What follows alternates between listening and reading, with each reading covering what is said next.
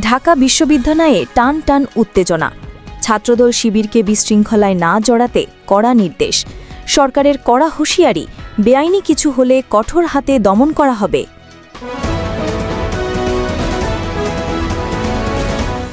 বিস্ফোরক তথ্য, শেখ হাসিনার পূবালী ব্যাংকের লকার জব্দ।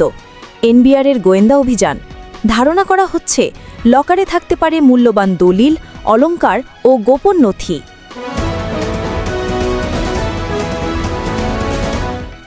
ডাকসু নির্বাচনে ঐতিহাসিক জয়। ছাত্র শিবিরের 2 দিনের কর্মসূচি ঘোষণা। শুকরিয়া দোয়া মাহফিল, শহীদদের কবর জিয়ারত ও সব্বেদারি। বিজয়ের উল্লাসে উত্তাল ঢাকা বিশ্ববিদ্যালয়।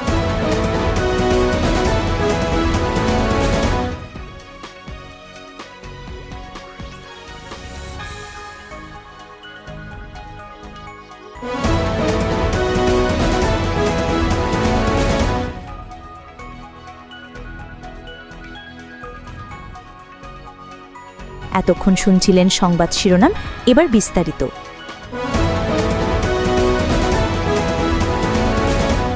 Breaking news.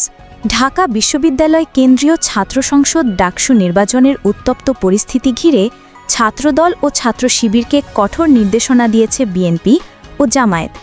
মঙ্গলবারের ভোট শেষে যখন উত্তেজনা তুঙ্গে, তখনই সরকারের পক্ষ থেকে সরাসরি যোগাযোগ করা হয় বিএনপি ও জামায়াতের হাইকমান্ডের সঙ্গে। বিএনপির স্থায়ী কমিটির সদস্য সালাউদ্দিন আহমদ জানিয়েছেন, আমাদের সঙ্গে যোগাযোগ করা হয়েছে এবং আমরা প্রতিশ্রুতি দিয়েছি ছাত্রদল কোনো বিশৃঙ্খলা করবে না। রাত গভীর হওয়ার পরও চলছিল টানটান পরিস্থিতি। জামায়াতে ইসলামের এক নায়েবে আমিরও স্বীকার করেছেন, ছাত্র শিবির বা বাইরের কেউ বিশ্ববিদ্যালয়ে ঢুকবে না, তবে চোখ কান খোলা রাখতে বলা হয়েছে। উত্তেজনা শুরু হয় ভোটের দিন সকাল থেকে। সকাল 8টায় শুরু হওয়া ভোট চলে বিকেল 4টা পর্যন্ত। ভোটকেন্দ্রে কারচুপি, আচরণবিধি লঙ্ঘন, পাল্টাপাল্টি অভিযোগ সব মিলে অস্থিরতা ছড়িয়ে পড়ে। সন্ধ্যা নামতেই পরিস্থিতি আরও উত্তপ্ত হয়ে ওঠে। বাংলা মোটর থেকে ছাত্রদলের মিছিল, শাহবাগ ও নিউ মার্কেটে জামায়াতের অবস্থান, নয়াপল্লান্তে বিএনপির জমায়েত, সব মিলে পুরো রাজধানী যেন রণক্ষেত্রের সংখ্যা তৈরি করে। এই সময় সরকারের পক্ষ থেকে নড়েচড়ে বসা। অন্তর্বর্তী সরকারের 3 উপদেষ্টা, প্রধান উপদেষ্টার বিশেষ সহায়ক, এমনকি ডিএমপি কমিশনারও সরাসরি ফোনে কথা বলেন বিএনপি ও জামায়াতের নেতাদের সঙ্গে। বার্তা ছিল একটাই, যদি বিশৃঙ্খলা হয় আইনশৃঙ্খলা বাহিনী কঠোর ব্যবস্থা নেবে। তাই ফলাফল ঘোষণার আগেই 2 দলই তাদের ছাত্র সংগঠনকে দিয়েছে স্পষ্ট নির্দেশনা, সংঘর্ষে জড়ানো যাবে না। বিশৃঙ্খলা নয়, বরং সতর্ক নজরদারি চালিয়ে যেতে হবে। বিশ্লেষকরা বলছেন, এই মুহূর্তে যে কোনো ছোট ঘটনা বড় আকার নিতে পারে। তাই সরকারের দ্রুত হস্তক্ষেপ ও দলের হাইকমান্ডের নির্দেশনা না এলে ঢাকা বিশ্ববিদ্যালয়ের রূপ নিতে পারত ভয়ঙ্কর সংঘর্ষের ময়দানে। শেষ কথা, ডাকসু নির্বাচন ঘিরে উত্তেজনা অব্যাহত। তবে আপাতত সরকারের হুঁশিয়ারি ও বিএনপি জামায়াতের নির্দেশনায় সংঘর্ষ ঠেকানো গেলেও সবার মনে একটাই প্রশ্ন, ফলাফল ঘোষণার পর কি ঘটবে?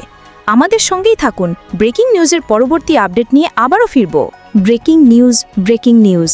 সাবেক প্রধানমন্ত্রী শেখ হাসিনার পূবালী ব্যাংকের 128 নম্বর লকার জব্দ করেছে জাতীয় রাজস্ব বোর্ডের গোয়েন্দারা।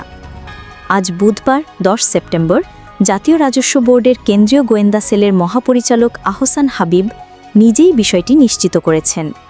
তিনি জানিয়েছেন, সেনাকল্যাণ ভবনে পূবালী ব্যাংকের সেই শাখায় শেখ হাসিনার নামে একটি বিশেষ লকারের সন্ধান মেলে। জানা গেছে, লকারটির 2টি চাবি ছিল, একটি শেখ হাসিনার কাছে আর একটি ব্যাংকের নিয়ন্ত্রণে। আজ সকালে গোপন অভিযানে সেই লকার জব্দ করা হয়। এখানেই শেষ নয়, শেখ হাসিনার নামে প্রায় 12 লাখ টাকা এবং তার বোন শেখ রেহেনার সাথে যৌথ নামে আরও 44 লাখ টাকার এফডিআরও জব্দ করেছে এনবিআর। অর্থাৎ মোট সম্পত্তির অঙ্ক দাঁড়ালো কয়েক কোটি টাকার সম্ভাবনায়। এর আগে দেশের 65 ব্যাংকে পাঠানো হয়েছিল নির্দেশনা। শেখ হাসিনা ও তার পরিবারের নামে লকার, এফডিআর এবং সম্পদের খোঁজে তল্লাশি চালানো হয়। বিভিন্ন ব্যাংক থেকে পাওয়া জবাবের ভিত্তিতেই আজকের এই গোপন অভিযান চালানো হয়।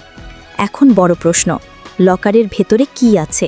মূল্যবান অলংকার, গোপন দলিল, নাকি এমন তথ্য যা বাংলাদেশ রাজনীতিতে ভূমিকম্প ঘটাতে পারে? গোয়েন্দাদের ধারণা, সেখানে এমন সব কাগজপত্র ও দলিলপত্র থাকতে পারে যা ভবিষ্যতের মামলায় রাষ্ট্রের জন্য হবে বিস্ফোরক প্রমাণ। একটি লকার থেকে শুরু হতে পারে বাংলাদেশ রাজনীতির নতুন অধ্যায়। বিশ্লেষকরা বলছেন, সাবেক প্রধানমন্ত্রী শেখ হাসিনার নামে ব্যাংক লকার জব্দ এটি কেবল একটি অর্থনৈতিক ঘটনা নয়, বরং একটি রাজনৈতিক ভূমিকম্পেরও শুরু হতে পারে। শেষ খবর পাওয়া পর্যন্ত লকার খোলা হয়নি, তবে রাজস্ব গোয়েন্দারা বলছেন আদালতের নির্দেশ পেলেই লকার খুলে দেখা হবে। সবার মনে এখন একটাই প্রশ্ন, শেখ হাসিনার লকারে আসলে কি আছে? অপেক্ষা করুন, লকার খোলার পর কি বিস্ফোরক তথ্য বেরিয়ে আসে তা জানাতে আমরা আবারও ফিরব। এখন পর্যন্ত এটিই ছিল সবচেয়ে বড় ব্রেকিং নিউজ। Breaking news. সাবেক প্রধানমন্ত্রী শেখ হাসিনা ও সাবেক স্বরাষ্ট্রমন্ত্রী আসাদুজ্জামান খান কামালের বিরুদ্ধে মানবতাবিরোধী অপরাধ মামলায় সাক্ষ্য দেবেন মাহমুদুর রহমান ও নাহিদ ইসলাম। আজ বুধবার 10 সেপ্টেম্বর আন্তর্জাতিক অপরাধ ট্রাইব্যুনালের প্রসিকিউটর গাজী MH তামিম সাংবাদিকদের জানিয়েছেন, আগামী 15 সেপ্টেম্বর নির্ধারিত হয়েছে সাক্ষ্য গ্রহণের নতুন দিন। এদিন ট্রাইব্যুনালে হাজির হবেন দৈনিক আমার দেশ পত্রিকার সম্পাদক মাহমুদুর রহমান এবং জুলাই গণ অভ্যুত্থানের নায়ক জাতীয় নাগরিক পার্টির আহ্বায়ক নাহিদ ইসলাম। তারা আনবেন ভয়াবহ তথ্য, উন্মোচন করবেন রক্তাক্ত জুলাই অগাস্টের অন্ধকার অধ্যায়। প্রসিকিউশন জানায়, গত 9 সেপ্টেম্বর পর্যন্ত ইতোমধ্যে ৪৫ জন সাক্ষ্য দিয়েছেন। এর আগে ৩৬তম সাক্ষী হিসেবে সাবেক আইজিপি চৌধুরী আবদুল্লাহ আল মামুন সাক্ষ্য দিয়ে নিজের অপরাধ স্বীকার করে নিয়েছেন, ক্ষমাও চেয়েছেন। তিনি সরাসরি আদালতে বলেছেন, জুলাই আগস্টে দেশজুড়ে চালানো হত্যাযজ্ঞ হয়েছে শেখ হাসিনা ও কামালের নির্দেশে। শহীদ পরিবার ও প্রত্যক্ষদর্শীরা ইতোমধ্যেই চিৎকার করে দাবি করেছেন, এই রক্তের বিচার চাই, দৃষ্টান্তমূলক শাস্তি চাই। মামলার বিশাল নথিপত্র প্রকাশ করেছে চাঞ্চল্যকর তথ্য। মোট ৮৭৪৭ পৃষ্ঠার প্রমাণাদি, যার মধ্যে শহীদদের তালিকায় ২৭২৪ পৃষ্ঠার।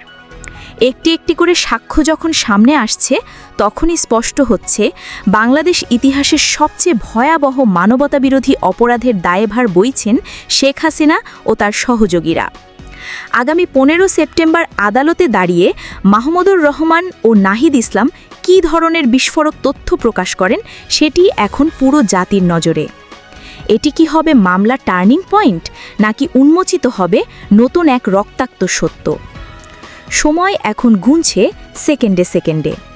পুরো বাংলাদেশ অপেক্ষা করছে 15 সেপ্টেম্বর ট্রাইব্যুনালের ঐতিহাসিক দিনের জন্য। শেষ পর্যন্ত কি ন্যায় বিচার পাবে শহীদদের পরিবার, নাকি আবারও ঘনিয়ে আসবে রক্তাক্ত অন্ধকার? Breaking news.